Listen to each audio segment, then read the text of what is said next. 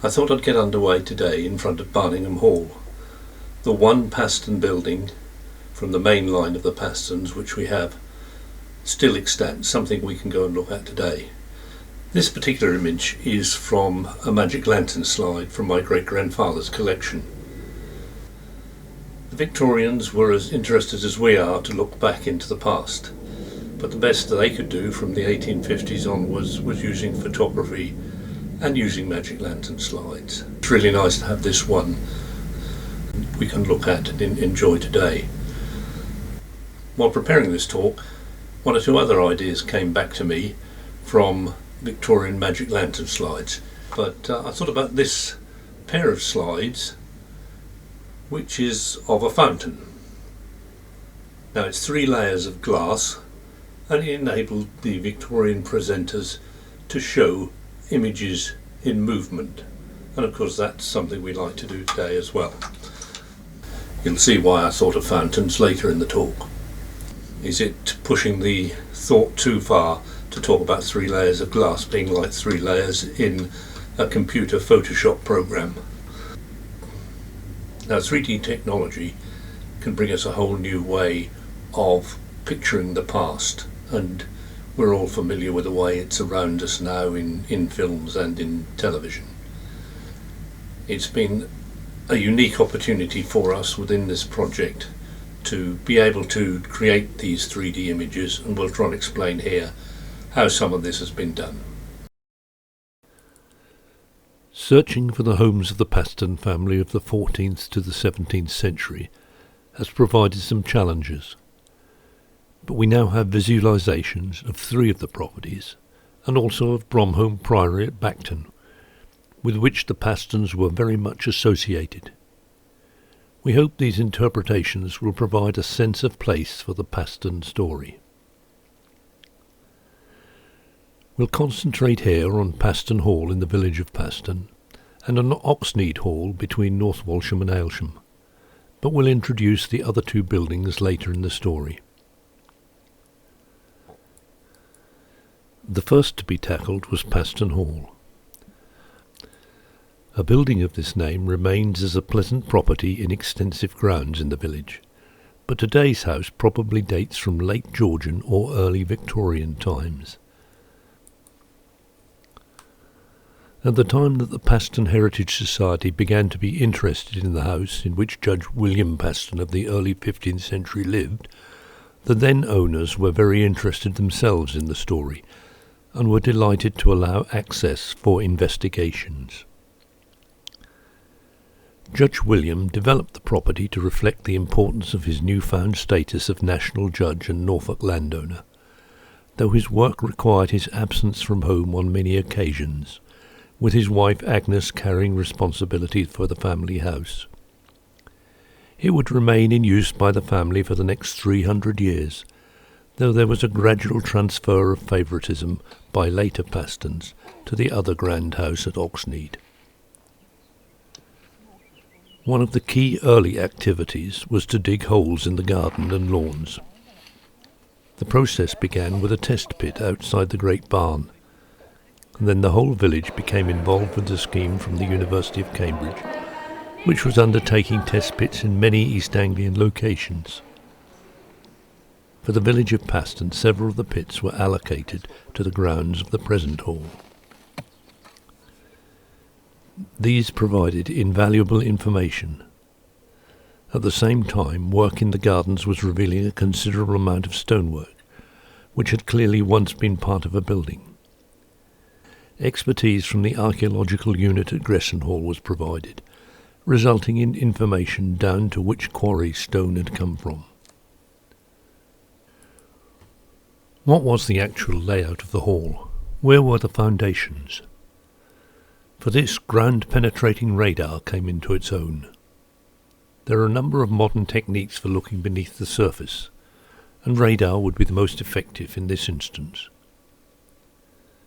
It might look like a lawnmower, but in fact it's sending down a signal to a chosen depth, and the reflected signal indicates what's lying beneath.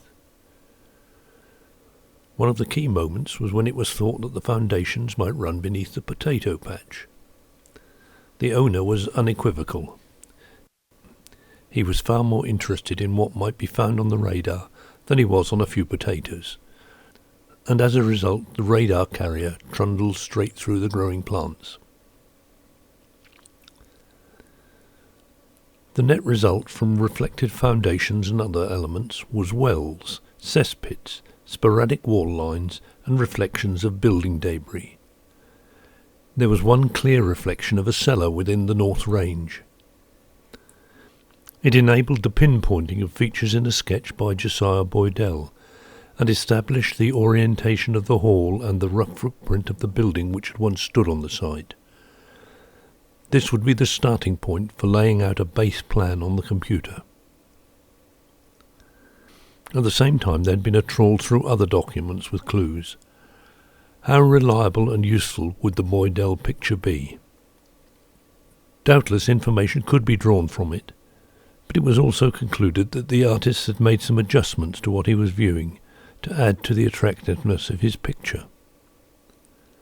The church, of course, is still extant, but the alignment shown by the ground radar and the painting didn't entirely match up. Some allowance would have to be made. Interestingly, the ground-penetrating radar identified the low wall and well seen in the watercolour. When these features were plotted and combined with an overlay of the watercolour viewed in 3D, the barn position was shown to be accurate. By extrapolation, the barn of course also being extant, it was then reasonable to suggest the layout of the eastern range and position of the smithy. It seems that the smithy building is probably located under the present cottage in the gardens, and the east range of the hall is mainly under the present hall. The greatest assumption made with Josiah Boydell's watercolour is the colour treatment in his painting. The question was whether the orange of the ruins was representative of brickwork, or whether it was defining a difference between the ruins and other buildings, such as the church and barn. It was decided to go for the latter, as according to Bloomfield, the Norfolk historian, the gatehouse was built from stone and flint. His description of ruins seems representative of a late medieval arrangement, with a buttery hatch and a great hall. It was decided that the East Range, containing the Great Hall and entrance, would probably have been a stone and flint building, contemporary with the gatehouse. Thus changes were made to some of the early work, and the buildings gradually appeared on screen. The building ground plan is set up on the details provided by the radar scanning, and walls are gradually added. Details for the walls had to be dealt with one by one, drawing on knowledge of other buildings of the time. The gatehouse was described as having 2 large cellars, so wings were added to the gatehouse, inspired by Baconsthorpe Castle. In terms of the hall itself, we know that there was a chapel, but not its whereabouts. We also know that the hall was partly destroyed by fire during the reign of King Henry VIII, and was replaced by what is described as a great rose-coloured mansion that appears in a portrait of a later Sir William Paston. The ground-penetrating radar indicated something akin to this building in terms of a ground plan facing south. With this in mind, a new back wing was built to the south to represent the mansion, and included various bits and bobs such as blocking of windows to illustrate a complex that had undergone change and rebuild over the years. As the model progressed, drone photography was used to create a 3-dimensional model of the site. This process, photogrammetry, involves taking a series of photos around an artifact or a site, sometimes hundreds of photos, and using powerful software to create a 3D model on screen. Processing can sometimes take a matter of hours, as the software identifies where to join each image to the next. In this screenshot, the blue rectangles indicate the camera positions for each photo. For the creation of the 3D image by James Mindham, the model came together as a series of blocks, shapes and details. The question then arises of textures, the finishes for the various elements. Sometimes these can be created by artwork.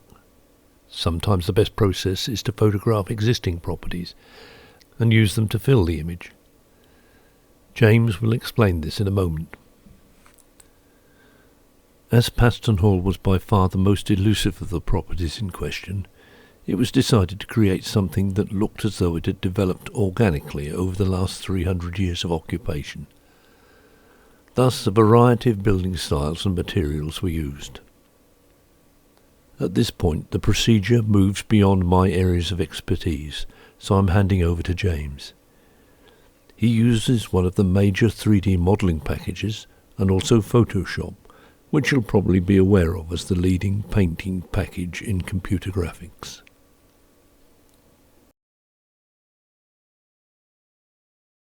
In this short-ish video, I will show you just the general basic principles of creating a texture to go onto a 3D model.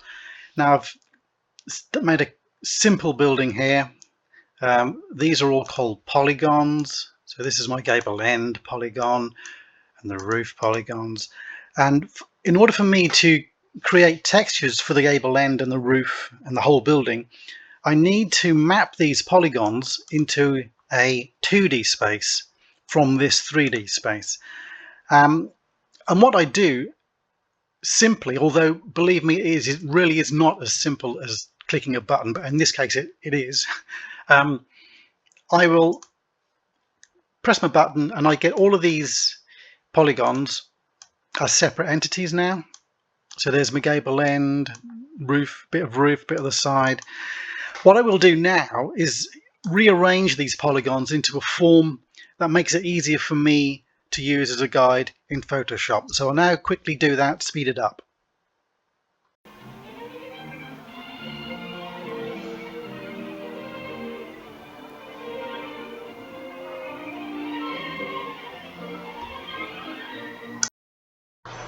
Okay, so what I've done is just rearranged some of these polygons. So it looks like I've wrapped the model.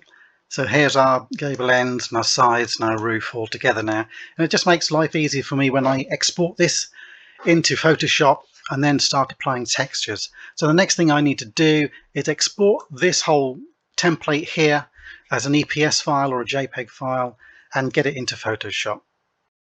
So here we are in Photoshop. We've imported our texture map to use as a guide. And I know that anything I do, for example, within this area here will appear on the gable end and that gable end and the sides and stuff.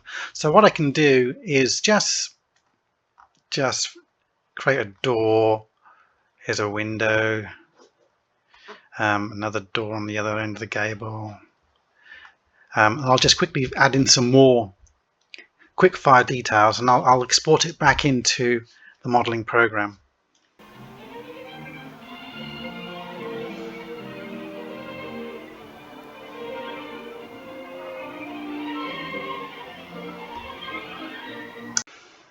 Okay, so we're back into our 3D program. We now need to get the texture map we created in Photoshop onto our 3D model, and in order to do that I need to give the 3D model a material. I then need to load our texture map and bosh, there it goes. Now that's a fairly straightforward process. In reality it is far from straightforward, and I'll go on to show you some slides which illustrate how we can use a combination of modeling detail and really good texturing to make something a little bit more convincing. Okay, so this is a polygon, untextured polygon of the west end of the Abbey at Bromholm with nothing applied to it. I've then taken that polygon using the same method as before into Photoshop, and here we have an applied texture. That wasn't a 5-minute job, by the way. So I've applied that texture now onto that polygon, and it's obviously just flat. There's no detail in there whatsoever, no modeling detail anyway. But I use this image projected onto the polygon to create modeling detail. And after a lot of time and effort, you eventually come to a point where that single polygon has been transformed into this, which is obviously a much more detailed model, but it used the texture map as a guide really to create those modeling details. So now when we reapply our original texture map with a few modifications, because now we've got extra polygons because the whole thing's got depth, you can see that there's a good result there. And it's always a case of getting a balance between a good texture and enough modeling detail to make something look convincing.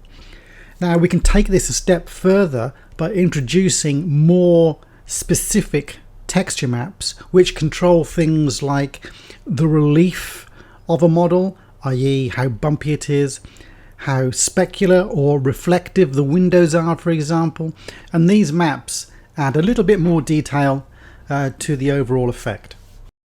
So just as an example of another texture map we can use, amongst many others, is a bump map, and really this indicates, or rather tells, the lighting when the model is lit, which areas are high, which protrude out from the model, and which areas are sunken. And it just really gives a lot of texture, a lot of depth, and a little bit more reality to what it is we're trying to achieve. And as I said, there are other maps we can apply to this, but I won't go into them right now. So this is our final render. As you can see, there's a little bit of weathering, a little bit of greenness. The windows are slightly specular and reflective, and we've got some height detail with our bump map. And of course, when you're applying those techniques across something like Bromholm, for example, there are many buildings, many polygons, and it is quite a time-consuming process, but it's worthwhile in the end.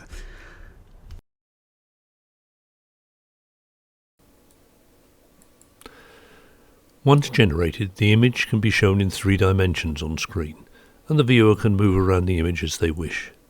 You can try it yourself on the This is Paston website. The finished model can then be used in a variety of ways. For example, we've been able to put reenactors from the Paston Heritage Society into the models, using the same green screen technology that is used in much of the television industry today. A further use is to choose a view from the model and then export it into a different software package, again normally Photoshop. These rendered skills from the model are used as the basis for digital visualization artwork. In this image of the hall, a lady's been added with artwork, and William Paston has been added by using a reenactor's image. The same overall 3D image is used here from a different angle, to create a picture of the gatehouse in a winter setting. In addition to the stills for the photogrammetry, we generally take the opportunity to record some video while the drone is in use. Integrating the 3D model and the video is challenging, and at the time we made a short video to explain the process.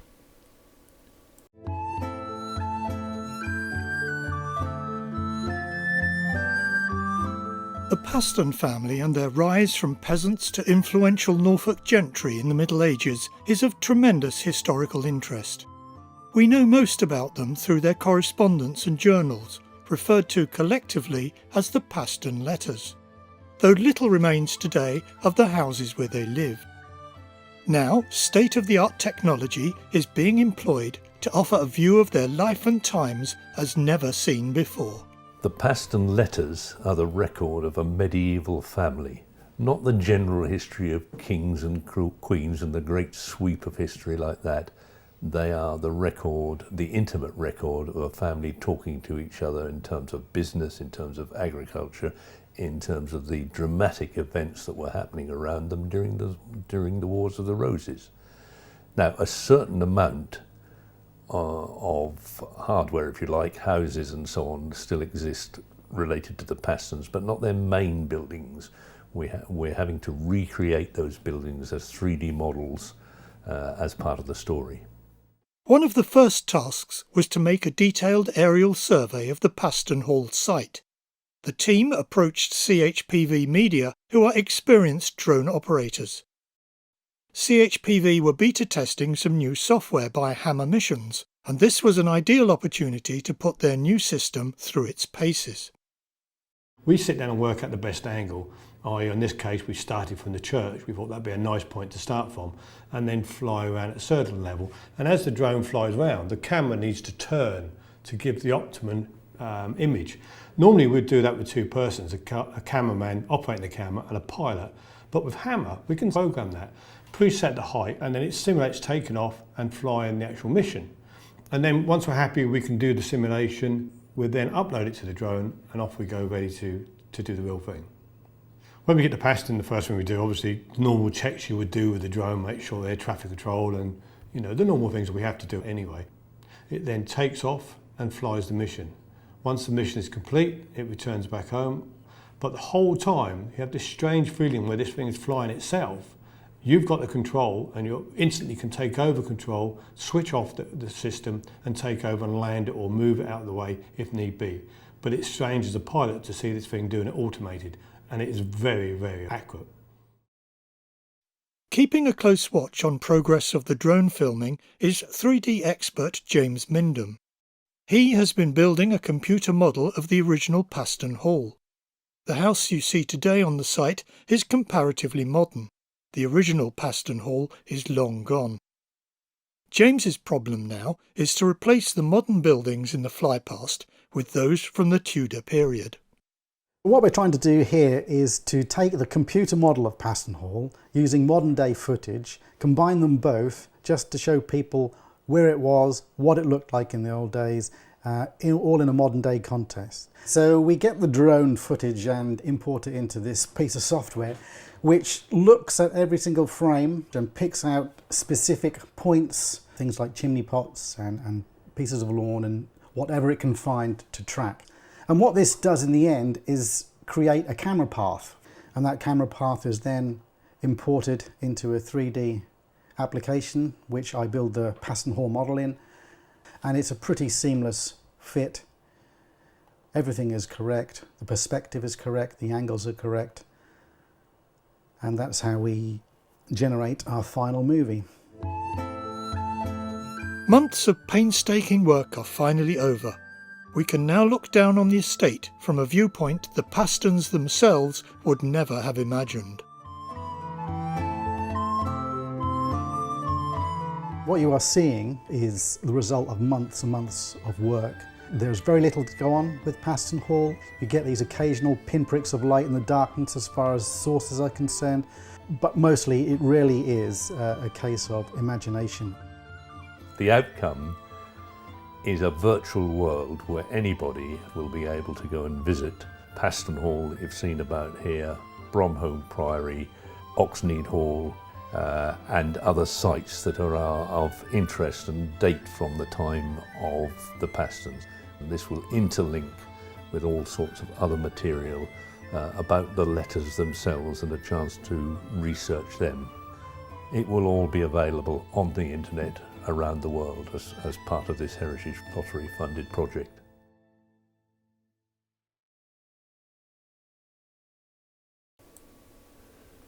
Let's move on now to Oxnead Hall.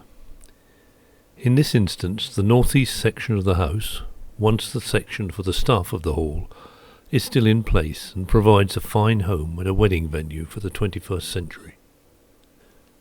This time the drone was used early in the process to provide a general overview of the site.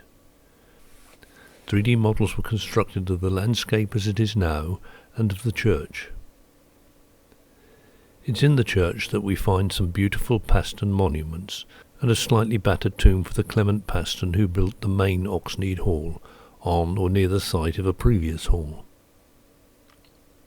Interpretation of the site can be guided to some extent by the various drawings undertaken by John A.D. Repton when he lived at the property, but by the time he was sketching we understand he was relying on descriptions from older members of the parish, as the main part of the hall had been demolished. He kept having second thoughts, and his knowledge of 17th century life was shaky, and he's known to have been very deaf, which may have contributed to misunderstandings. Close study of his drawings and his watercolour reveal a degree of inconsistency, but they do provide a general guidance. Later drawings and paintings are largely of the section we know today, although there are changes. One of the techniques used in the investigation of the extant building was dendrochronology. Early on in the Footprints project, archaeologist Matt Champion led the dendrochronological investigation of part of Oxnead Hall. After the time of Clement Paston, the hall was further extended by his descendants in the 17th century and was visited by King Charles II. However, after the death of William Paston, 2nd Earl of Yarmouth in 1732, the great house was largely demolished, leaving only the few small sections that can still be seen today, though fortunately the Paston letters had come to light. What had the house looked like? How was it decorated? We're not even sure of an exact date for its construction. As part of trying to solve this last problem, we commissioned the survey of the North Range, where we were certain that the roof timbers were all original and in good condition. The technique uses tree ring dating to establish an exact year for when the trees were actually felled to be used in the building. The results indicate that the roof timbers of the North Range date to the 1560s or early 1570s, and the roof structure was definitely therefore the work of Sir Clement Paston. The dendrochronology has proved that the roof structure had been built by Sir Clement, but what about the bricks beneath them? When viewed from outside, it's clear that there is a very obvious building break in the brickwork that runs along the length of the entire North Range. The bricks in the upper section of the wall, upon which the Elizabethan roof sat, are very different from those in the lower section. If the roof and upper section of bricks belong to the 1560s or 1570s, then the brickwork beneath must be earlier. The question had to be just how much earlier. It was clear that we needed to investigate further. The project brought in the help of leading building archaeologists and a specialist from the University of Nottingham to examine the North Range. They concluded that the brickwork in the lower section of the range is unlike anything else still visible at Oxnead, and from the size and type of brick most probably dates to the early Tudor period rather than the later, and suggests a date between 1490 and 1530. It appears that the bottom half of the North Range isn't in fact part of Sir Clement Paston's building of Oxnead, but actually belongs to an earlier period. However, our investigations did tell us a very great deal about Clement Paston's great house. A small fragment of blue and yellow tile might tell us of imported expensive Flemish tiles for a floor, perhaps for a chapel. Moulded Tudor bricks tell us that Oxnead once boasted elaborate decorated chimneys, like those still seen today at houses like Oxborough Hall. Stars cast in lead once formed part of an elaborate moulded plaster ceiling in the main house. All these small clues can be brought together to form a more complete picture of how this great house once looked. We'll leave this investigation now. Over the last 30 years, various archaeological and architectural surveys have been undertaken, as well as rebuilding features that were once part of the building, in as far as they are understood. Such events would reveal by chance evidence from past times, for instance there being little doubt that this feature was the base for the fountain that we see in Repton's picture, and a fountain we can still see at Blickling Hall today. Many of the fixtures and fittings from Oxnead were sold off in the early 18th century, as attempts were made to clear the massive debts that the later Pastons had incurred, and the fountain and the Hercules statue at Blickling were among them. The exhibition, The Paston Treasure, Microcosm of the Known World, at Norwich Castle Museum in 2018, brought together as many of the objects or comparable objects as could be found to recall the richness of the hall's 16th and 17th century contents. Whether it was the smallest jewel or the stonework of the building, it was necessary for the Pastons and their executors to try and realise a value for it. The north side was of course the front of the building as you approached it from the road, designed to impress. A courtyard with Cerberus was the focal point. With the south side completed, it's the gardens on that side which form the challenge. The terraces down to the river, on which the adult Pastons strolled and generations of young Pastons played, remain beautiful today. In the event, Repton's drawings have not been regarded as particularly useful in respect of the gardens. Apart from the parterre garden, his layout is regarded as being helpful to his picture rather than an accurate statement. The contemporary inventories for the property and its contents are being taken as more reliable for the interpretation we are offering.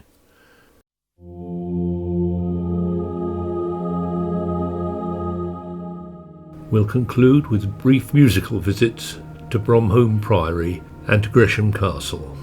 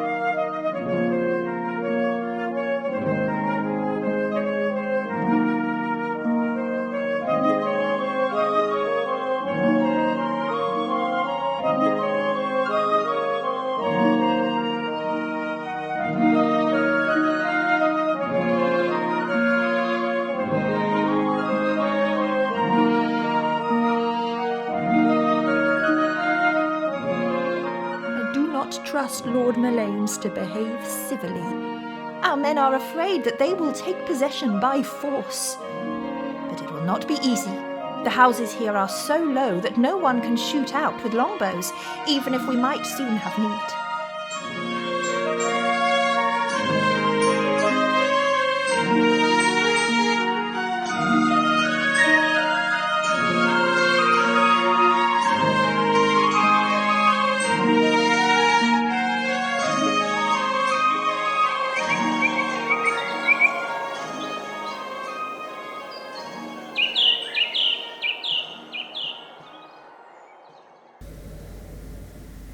I must finish this presentation by pointing out that the greater part of the really tricky work has been done by James Mindham, our 3D graphics artist.